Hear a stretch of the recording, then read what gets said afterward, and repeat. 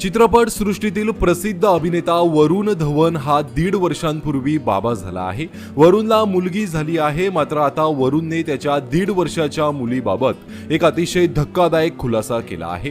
त्याच्या 1.5 वर्षाच्या मुलीला एक गंभीर आजार झाला आहे, त्यामुळे त्याच्या लेकीला चालणं फिरण्यासाठी मोठी अडचण होत आहे।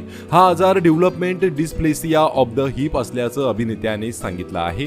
मुलीबाबत बोलताना वरुण म्हणाला, माझ्या मुलीला DDH हा आजार झाला आहे।